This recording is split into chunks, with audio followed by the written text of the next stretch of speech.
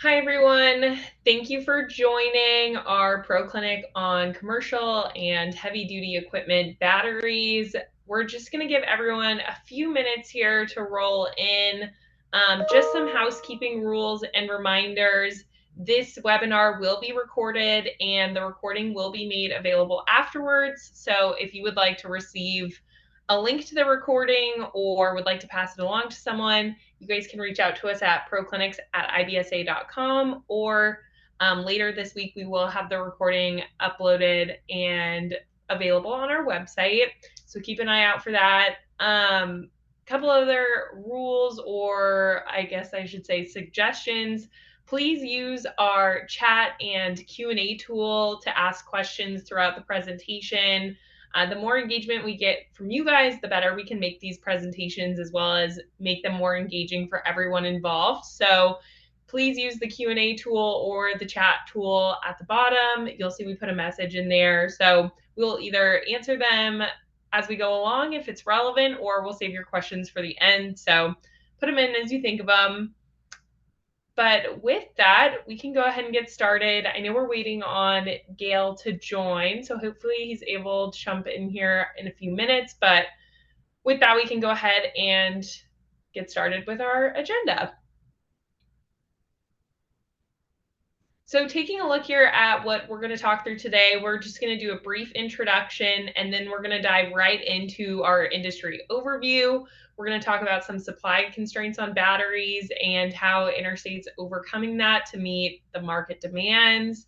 Then we're also going to talk about how to really get the most out of your commercial and heavy duty batteries, what those applications and specs look like, what great maintenance looks like on these batteries to get the most life out of them.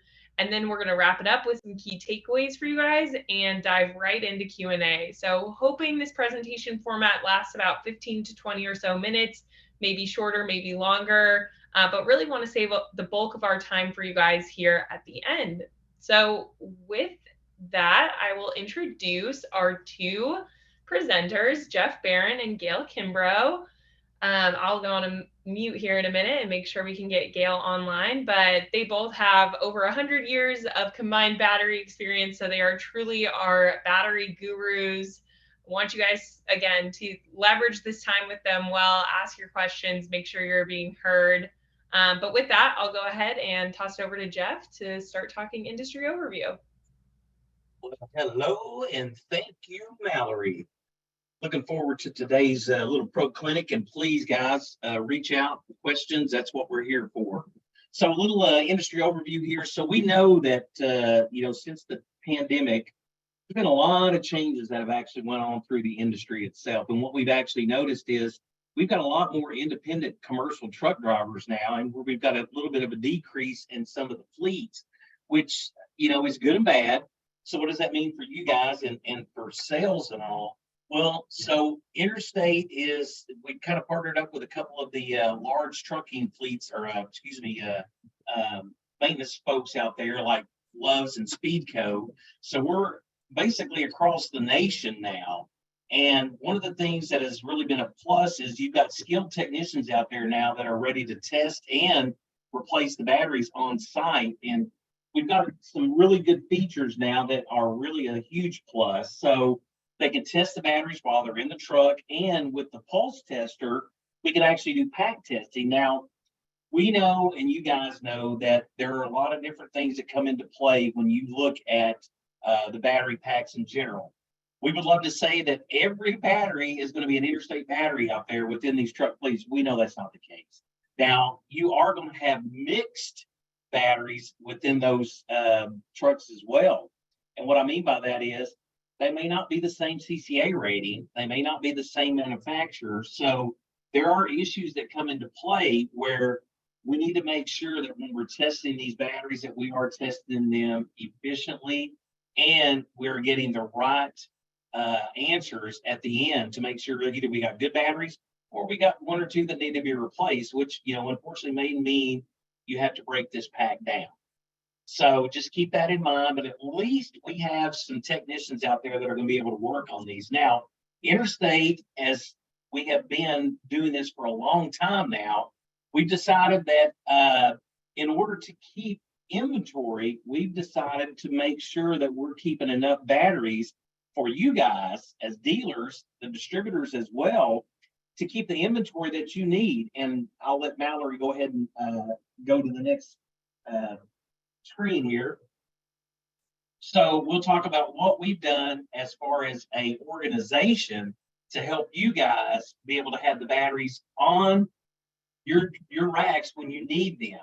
So we've kind of adapted to the changes, and we're putting in fulfillment centers. What this means for you guys is we're stocking millions of batteries within these fulfillment centers to where you guys, when you need them, we're not looking for batteries. We're already going to have them because everybody is kind of constrained now on supplies because of the demand that's out there. So one thing that we've done is partnered up with a few different manufacturers, that is, and we're actually testing product with our ISO accredited lab here in Dallas, and we're getting data from our suppliers, and we're also getting data from independent testing labs just like us to make sure that we are getting the accurate data, because before we can get an interstate label on it, it's got to go through the testing process. So we want to make sure that we've got the testing that backs our name that's out there on the rack. So we're doing this to make sure that we're taking care of you guys, taking care of the business in general, and having the batteries on the racks when you need them. So there's a lot going behind all this. And like I said, we got millions of batteries that we're stocking within these fulfillment centers that are across the nation now. So these are things that are really for us to make sure we're taking care of you and the organization as a whole. And Gale, welcome. You did make it. I did. We're glad you got on. I'm going to let you talk about the maximizing the battery performance within these trucks. Well, sure. Thank you. Thank you very much for allowing me to be on today. I appreciate it very much. Maximizing the battery performance is very important. Obviously, as every truck on the road today needs to maximize that performance and go for whatever amount of miles and time that it should go, produce the electricity to produce the power to start it, et cetera, and run the loads. Some of those, for example, why don't I get more out of my batteries? Well, there is a situation where we don't know, but there could be a deeper discharge, and that deeper discharge, the more you drag that or discharge that battery down, it shortens the life each time you do that. A battery has a certain amount of cycles, so to speak.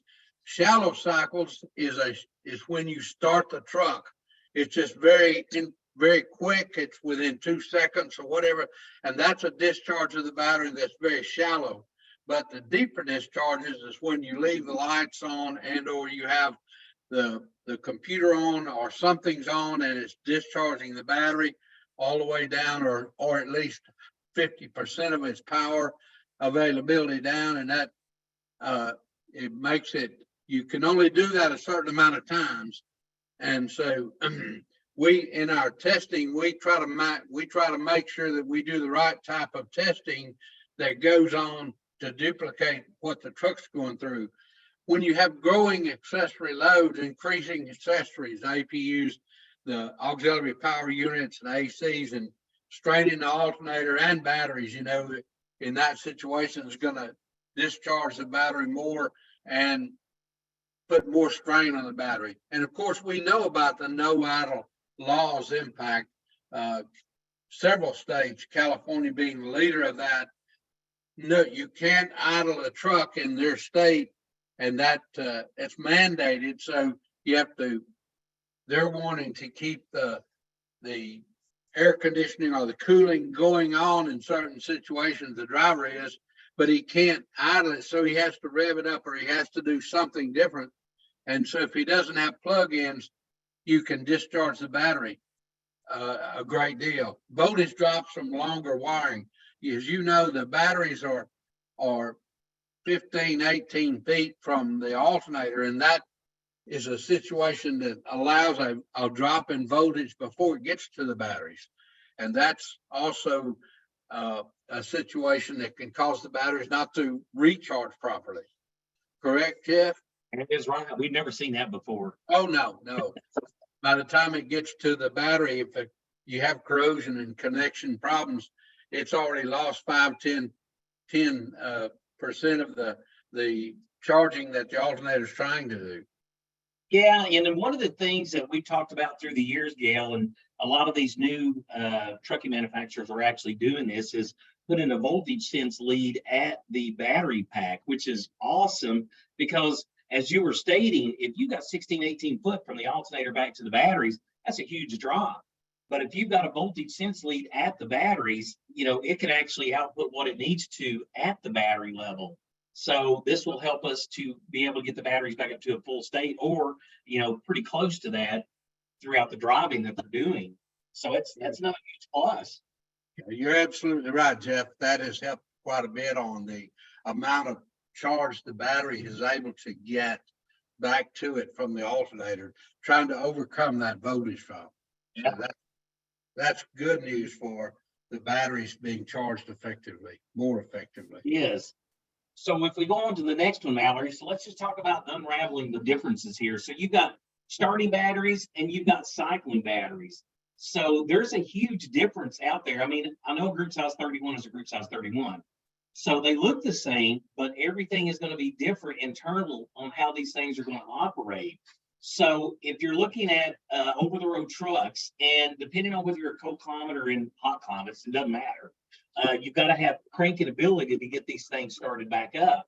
So in the regular mild climates, I mean, starting the engine is relatively easy, but as you start getting into the cold climates, whether you're in northern Canada or, heaven forbid, you're in Alaska, I mean, you're going to require a lot of amperage to get these trucks started up. And especially if you've been in one of the no idle states where you're trying to keep warm with all your APU stuff and keep your TV and your computer and everything else going, you've got to make sure that you've got a battery that's going to be able to kind of do that dual purpose on it.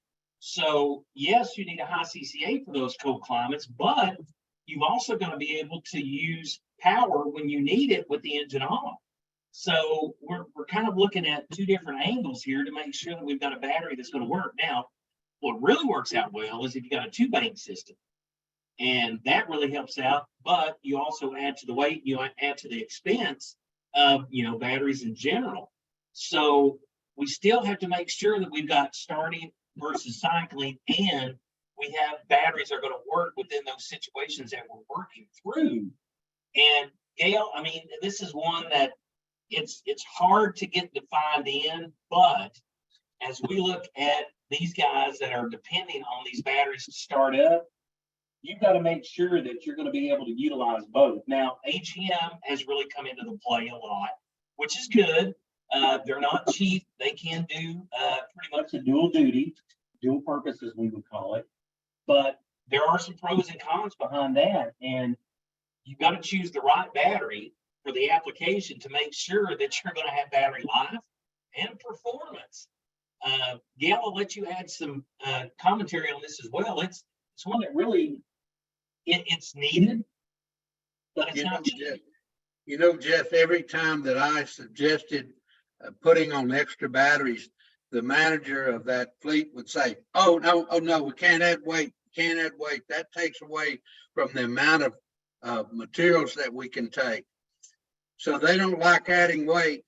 They just want the battery to do all it's supposed to do and much, much more with those batteries. But it's very difficult, as you mentioned early on, it's very difficult for the techs or anyone else to look at a battery. It's a black battery, black case battery, and be able to know what's inside to be able to help or assist in the types of journeys they're going on and the type of usage they have.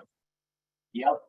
And as we look at, we were just kind of going over the starting and the cycling, but, looking at, we'll go to the next screen, Mallory, looking at the power for the cycling, I mean, unfortunately, it's almost like a dual purpose. So you're powering your accessories, and a lot of these heavier loads can pull the batteries down depending on how many times you're doing it a day. So as we look at these liftgate trucks where they get utilized quite a bit, and you've got these folks that, let's just call it UPS or FedEx or whomever's delivering, they can't leave these trucks running when they pull up to drop off either. So now you're kind of doing another double duty because you got all the loads and everything running, and now you're going up and down with the lift on whatever it is that you're unloading or loading. So you're really putting a strain on these things now. And think about the recharge. So if you've got, let's say, and we know this for a fact, FedEx can actually have anywhere from 100 to 150 stops.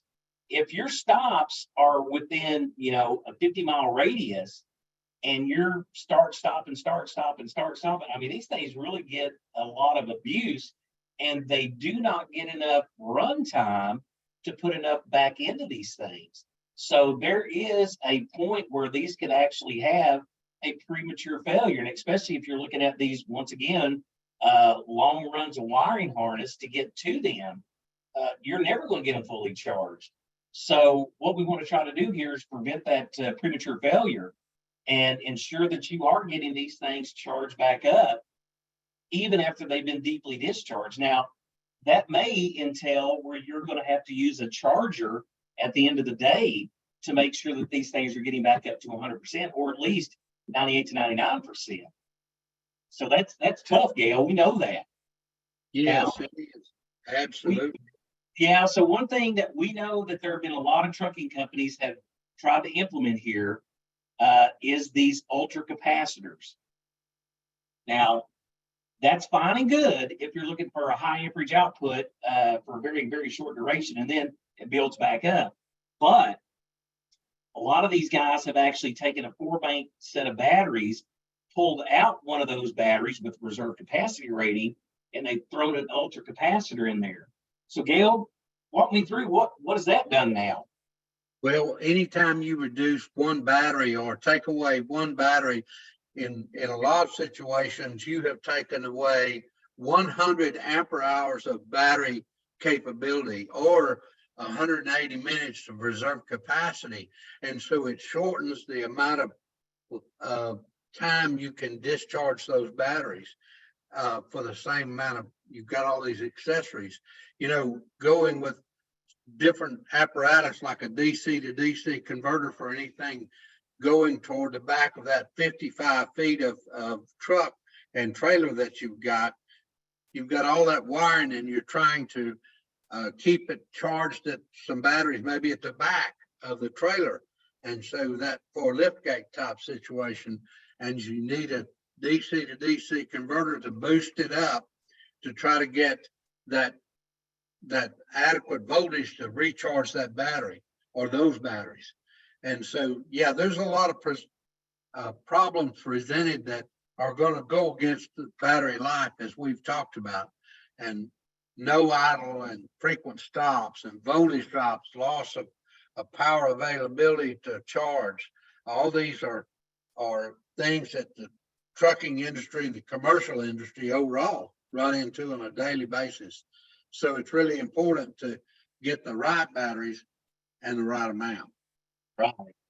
And then, so we kind of hit on AGM, and we'll talk about that on the next slide. So AGM, I mean, that has really been, I have to say it's a powerhouse of a battery, but keep in mind, not all AGMs are the same. So they can do dual functionality, which, you can do starting, you can do cycling, and most of them do that very well. There are pure lead versus alloyed, and I want to talk a few minutes about that. So pure lead, keep in mind, that is what we call virgin lead. So that comes straight from the lead mine, and we start building batteries, melting it down and building batteries with that. So when we look at contaminants, there's no contaminants within that from day one. But as you look at alloyed, so think of your batteries that you take back for cores, and what that does, it gets sent back to the smelter, it gets beat up and sorted out, and they'll take that lead from the old battery and they will run it through a refining process. So that's that's refining it as close as they can to pure, but it's not pure. So you're still going to have remnants of sulfates and things that can cause corrosion right out of the gate on brand new batteries on the alloy side. So you can really get a lot longer life on the pure lead product than you can the alloy. Not that there's anything wrong with the alloy. It's just if you're looking at something that's going to go longevity, definitely look at the pure lead product. One of the nice things on AGM, they have a low internal resistance. And what that means, it will accept a charge a lot quicker. And Gale, I can tell you here in the lab, we'll actually shoot anywhere from 75 to 100 amps in a battery. Group size 31, of course.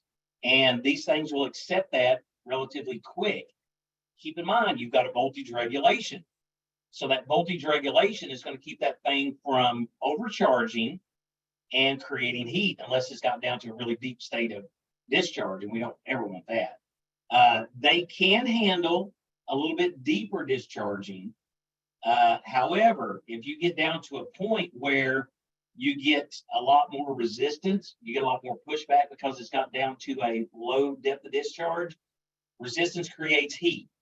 So that's where you start getting a pushback from the battery saying, hey, I'm really low and I really don't like having all this amperage thrown at me. So what I'm going to do is get angry and I'm going to create heat. So we want to make sure that we keep these things from going too low on the state of charge. They are a lot more vibration resistant than your traditional flooded batteries. Now, that's not to say that your flooded batteries are not vibration resistant.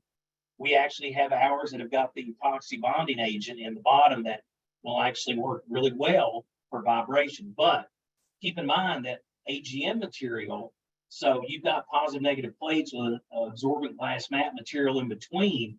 And when you put that liquid electrolyte in there, everything gets absorbed. So the utilization for space is awesome. So you're compressing all of these elements in there to give you a lot less vibration. So these things can take a lot of punishment. They're not 100% unbeatable, though. You can destroy one. Just keep that in mind. Well, you're absolutely right, Jeff. And with when an AGM battery is a great thing in one side of it, if you don't charge it effectively, you're going to bring it slowly down to get to where you're talking about that it won't accept the charge. And so that situation exists. And so it's very important on a commercial battery, AGM 31, to recharge that effectively. I've seen trucks come in off the road, go in for a service, and they don't check the batteries right off to see what the state of charge of the batteries are, and that's a bad thing, and especially with an AGM type situation. It's a great battery, does a great job if it's fully charged and fully effective. Yeah. Somebody brought up, just a minute ago about high cycling, seeing the terminology high cycling on a battery, on the label or something. It's a high cycle battery. We can explain what high cycles, the terminology means. Jeff is part of that. In fact, Jeff runs a test that's called a J2185. It's an SAE standard, and that discharges the battery. In fact, explain what the 25 amps discharge at 80 degrees on that cycling. Yeah, it's a stringent test for sure, and it's done in a water bath that we run at 122 degrees. And so it's designed to discharge that battery to a percentage, and then we keep cycling this over and over and over. Recharge, discharge, recharge, discharge. So we're really beating those batteries up, and that's one of the reasons why we call the MHD is a medium heavy duty. The ECL is extreme cycle life. So there's different grades of 31s that we build, and they're all designed a little bit different. So that test is part of the TMC, the Technical Maintenance Council, that we actually run that 2185 test. And we're doing quite a bit of that right now just to make sure that the commercial batteries are where they need to be. So it's it's very stringent. And Gale, you beat me to the draw on that one, on that comment. So good for you. Oh, Hey, when we were going over this PowerPoint earlier, though, I told you, Gale, I wanted to drive one of those dump trucks. there you go. Out on the screen. Yeah, exactly.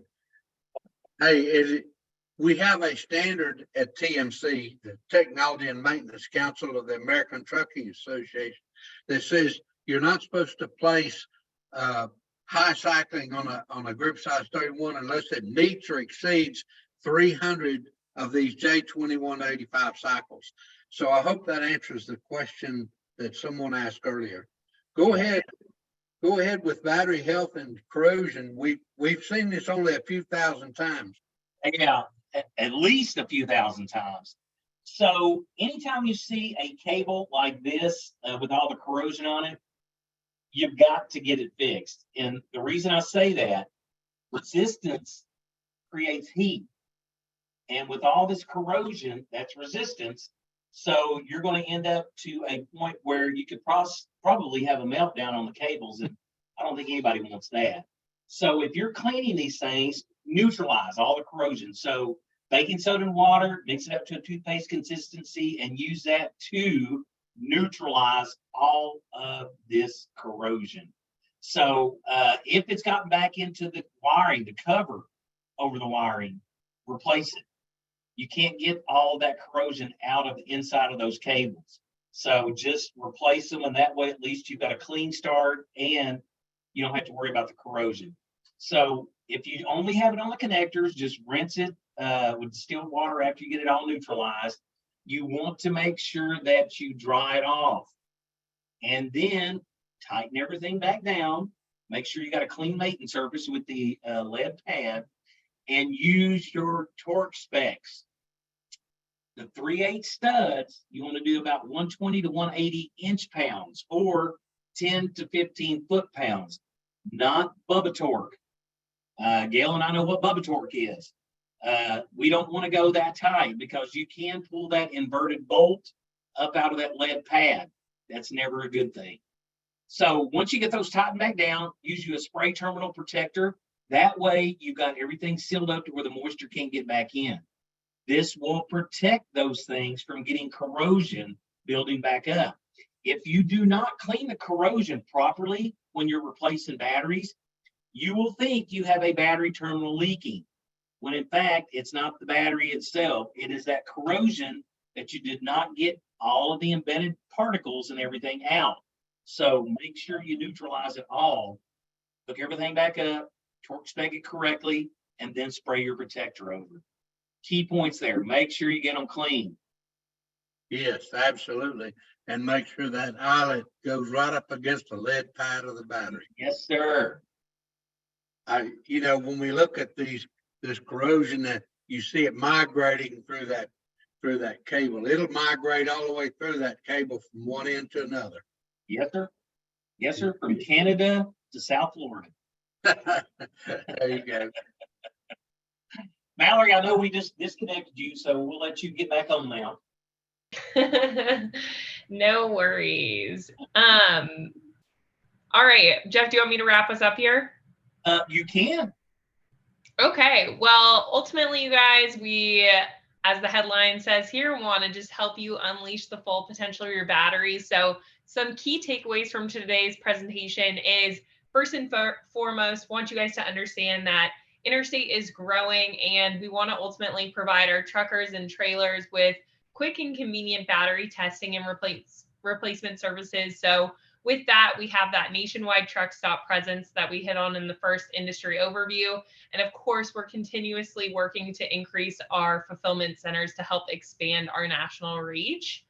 But ultimately, we want to help you maximize your performance and help you select the right type for your application, considering those factors that the team talked about today, like starting, cycling, charging time, and accessory demands. If you guys have any specific questions that we're not able to answer today, or something that's really relevant to your business, let us help you. Reach out to us at proclinics@ibsa.com, and the team here will all work together to get you the answers that you need. And as a reminder, Interstate has a great battery rotation program. So if you're not an Interstate customer, which hopefully you are, or an IB employee, really, insist on battery rotations every 3 to 4 months. That's what we do. That's what makes us a top service provider. So ensure that regardless, whoever your battery provider is, make sure you're getting your batteries rotated, and always start with the freshest battery for your needs. And then, of course, don't forget to perform that regular preventative maintenance to extend your battery life and optimize your performance. So we're about to dive into the Q&A. If you guys have any questions, please go ahead, use the Q&A tool, put them in the chat. I know Gale already answered Jeremy's question during the presentation, so feel free. Let's leverage this time as we can. Jeff, Gale, any other key takeaways while everybody's sort of putting their questions in the chat and the Q&A tool? I think you covered. Go ahead, Gale. I'll let you go. I'm just going to say, I think you've covered it very well. One of the things that when a truck comes in for a PMI at its fleet, coming back after so many hours or so many miles, and it comes in to be looked at to reservice, get grease, change oil, et cetera, and the truck is brought in, and one of the first things that happens is turning on all the lights on the truck, trailer, et cetera. One of the things that I suggest from that is go to the batteries first, see how they're coming in, test the battery voltage, state of charge. Jeff and I have worked on this for many, many years, and there are voltage readings, for example, that illustrate what state of charge the battery is. For example, a 12-volt battery, if the battery's at 12.00 volts, that's considered 100% discharge. At 12.4, that's considered 50% discharge. So know your state of charge of the battery and what it should be, so that you can know how much charge you need to put back into those batteries. Go ahead, Jeff. That's perfect. That's exactly what I was going to hit on, because as you stated, when they bring these things in, 9 times out of 10, they're looking at lights to make sure that if they need to replace them, they're seeing it. So they forget all about the batteries until it gets down to the nitty gritty. And then they go, oh, wow, these things are low state of charge. I guess they need to be replaced. When in essence, they were probably really good in the beginning, but you let the lights on for an hour and it pulled the batteries down. So that's key right there.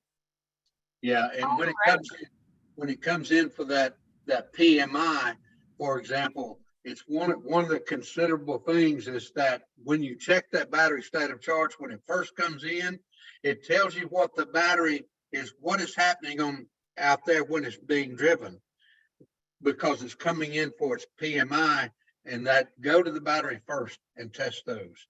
Yep. I'm sorry, Mallory. No, it's okay. I was going to say we've got some questions rolling in here, so we can start to work through those. As you guys think of questions on the other end of the line, please continue to put them in so we can answer them live. Or as always, email us at proclinics@ibsa.com. But first question here from Craig. On a few battery sizes, how can the ampere hour capacity be different by the pole position reversed? Are you talking about, I'm sorry, but are you talking about it's getting down in reverse polarity occurring, or the pole position, the studs, et cetera, being in a different position? Do you understand what's being asked, Jeff? Well, so it is kind of a little vague one there, because if I'm thinking reverse, I'm thinking like a 51 or 51R, which all you're doing is reversing the termination. As far as the capacity, it should be the same. On commercial batteries, I mean, unless you're dealing with a 30, a group size 30, and not a 31. Our 31s are typically center posts, so it doesn't matter if you flip the battery around, it's still the same. So Craig, would you want to come off the mute and go in a little bit deeper on that one?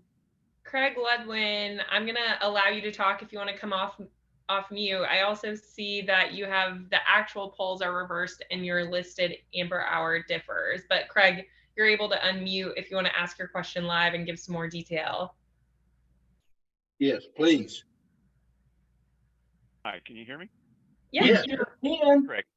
Yeah, specifically, let's say on the group 58, it's a smaller battery, but this actually is several batteries in your charts, and specifically 58, pole positive on one side, negative on one side, and you've got a rated capacity.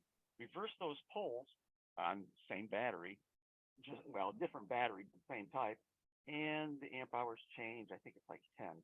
But there's a few instances that it goes up significantly, like 90 amp hours. I asked, we're a dealer, but I asked our master distributor, and they had zero answer. So I said, the next webinar, that's an answer. That's a question.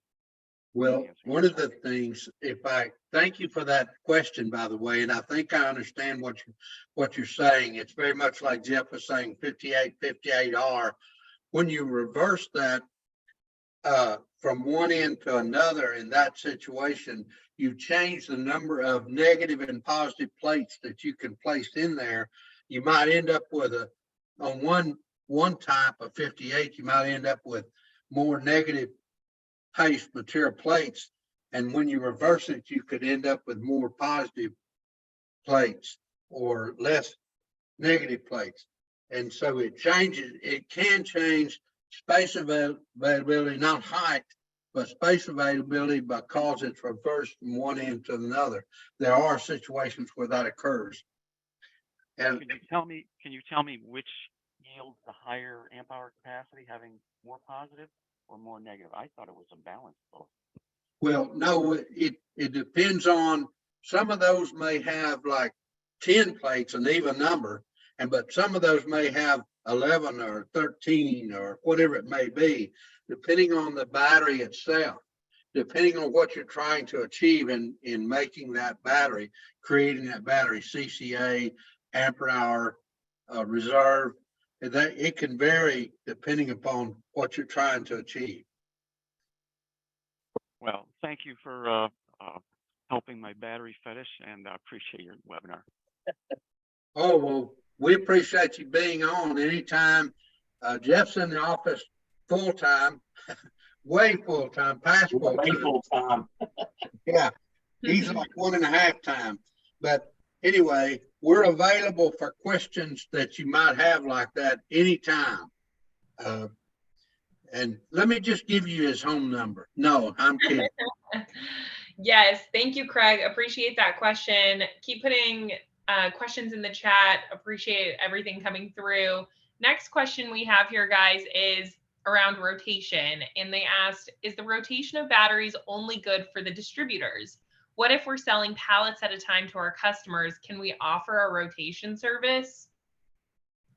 Well, I think that's going to be up to the distributor themselves. But I mean, our go-to from as far back as I can remember is always Interstate having the freshest battery on the rack, which entails doing rotations on product that is out there over 90 days.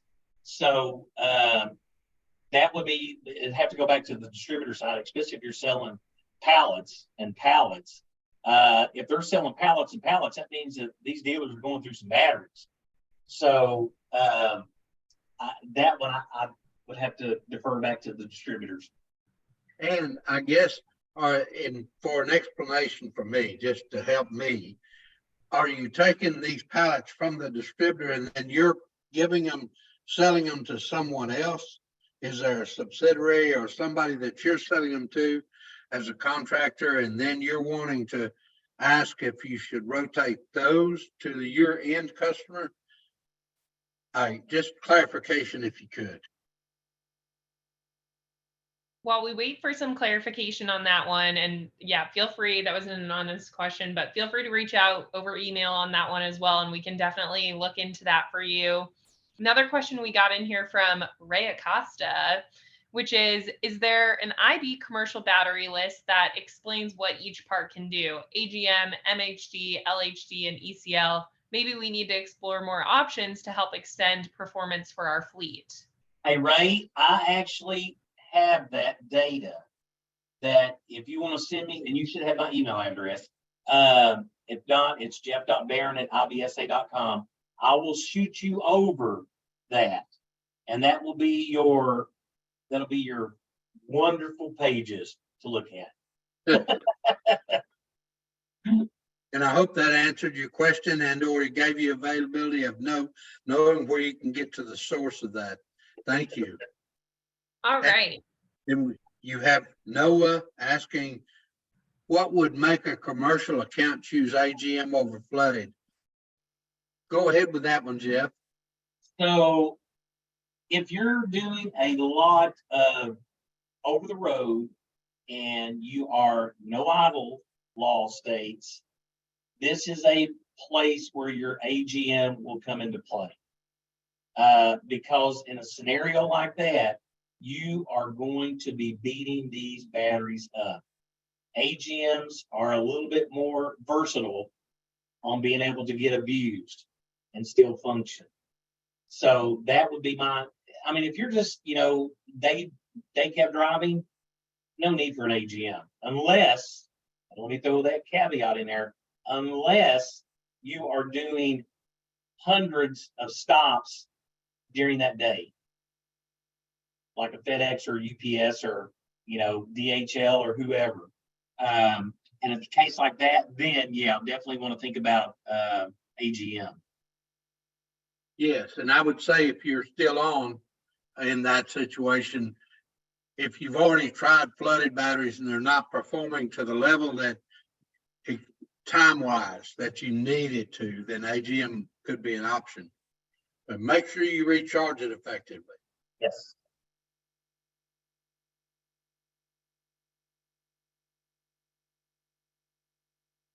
Do we not have any more questions? All right, it looks like that may be the last we've seen so far for questions. So if anybody has a last minute question, please go ahead, throw it in. This is the last call. I also went ahead and put a message in the chat. If you guys would like to receive a certificate of completion after attending this commercial ProClinic, please email us and we would be happy to get you that. I want to make sure that I actually think that's an incorrect email address. So it should be proclinics@ibsa.com. But we'd love to get you guys that certificate of completion if you need it. And it looks like no further questions are coming in. If you guys have any additional questions, reach out to us at that same email address. We're always available. But with that, thank you, Jeff and Gale. Appreciate your time as always. Yeah. And thank you all for being on. Yes, we certainly do appreciate that. Jeff and I come back years ago. We did the going out to different, all around the United States, Canada, all around North America, even South America, conducting classes. And now we're able to do this effectively online. And we always enjoy your feedback and your comments, etc. And we thank you for that. Appreciate that. Thanks, guys. All right. Thank you all. Have a great afternoon. Oh, question. Uh-oh. Oh, see you next time. Oh, see you next time.